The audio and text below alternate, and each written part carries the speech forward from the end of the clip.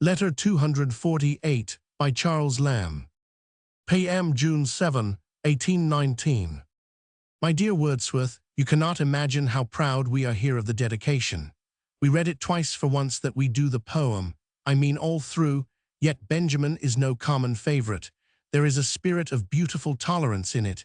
It is as good as it was in 1806, and will be as good in 1829 if our dim eyes shall be awake to peruse it.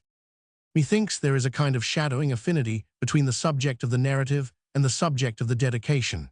But I will not enter into personal themes, else, substituting for Ben, and the humble United Company of Merchants trading to the East Indies for the master of the misused team, it might seem by no far-fetched analogy to point its dim warnings hitherward.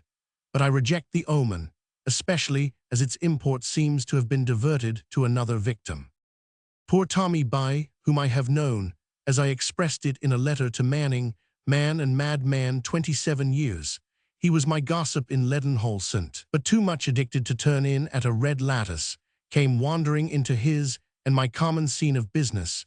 You have seen the orderly place, reeling drunk at 9 o'clock with his face of a deep blue, contracted by a filthy Dowler's muckinger which had given up its dye to his. Poor Oozy Visnemy, and short to tell, after playing various pranks, laughing loud laughters, 3 mad explosions they were.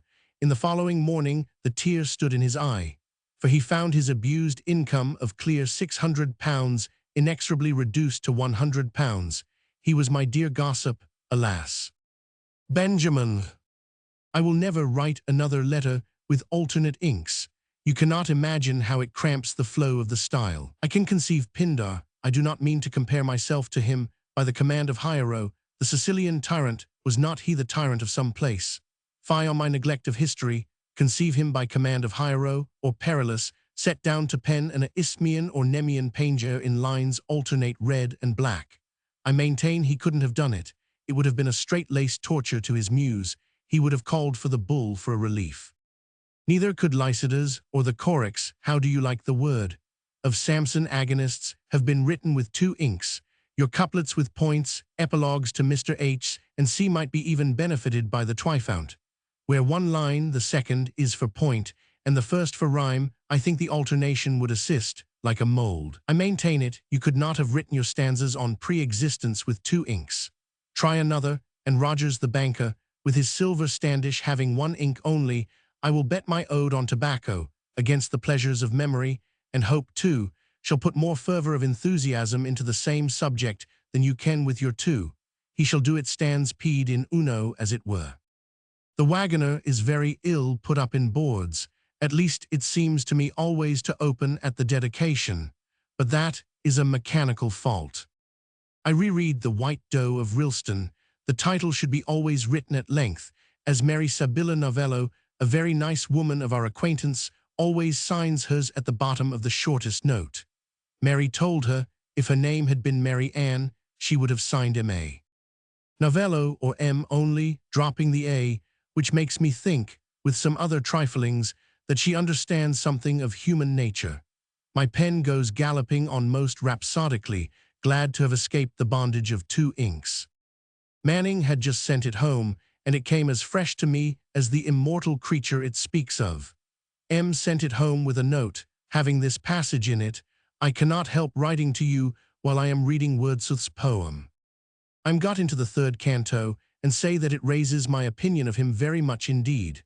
'Tis broad, noble, poetical, with a masterly scanning of human actions, absolutely above common readers. What a manly, implied interpretation of bad party actions as trampling the Bible and see. And so he goes on.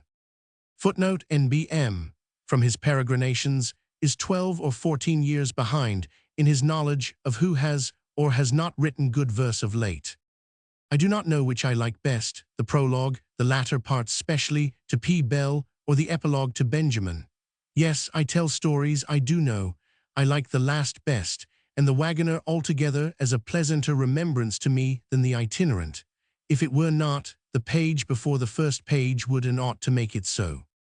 The sonnets are not all new to me. Of what are, the 9th I like best. Thank you for that to Walton.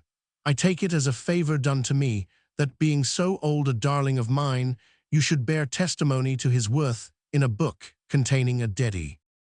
I cannot write the vain word at full length any longer.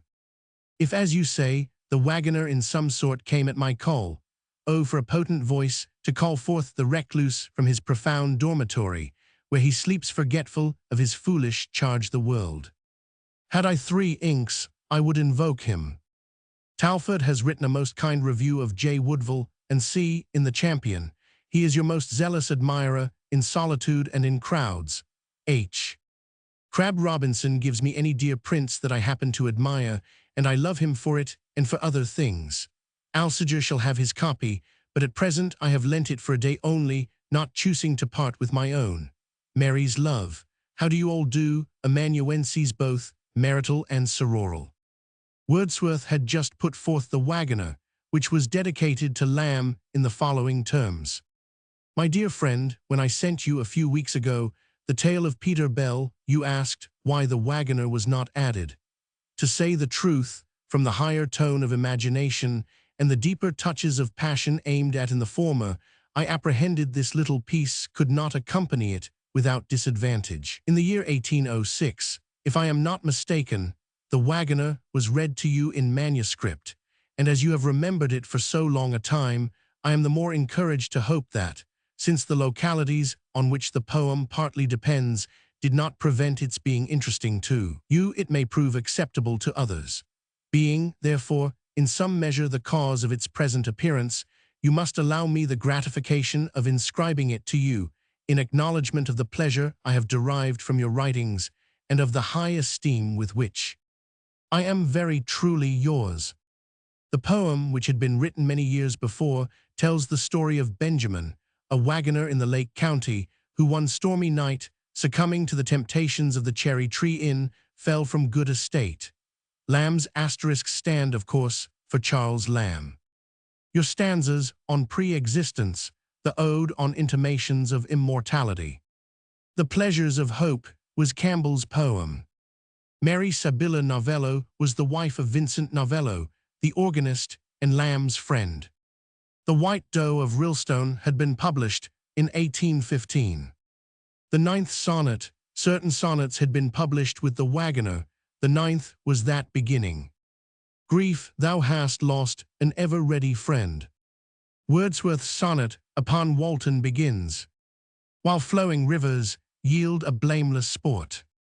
The Recluse was not published until 1888, and then only Book I.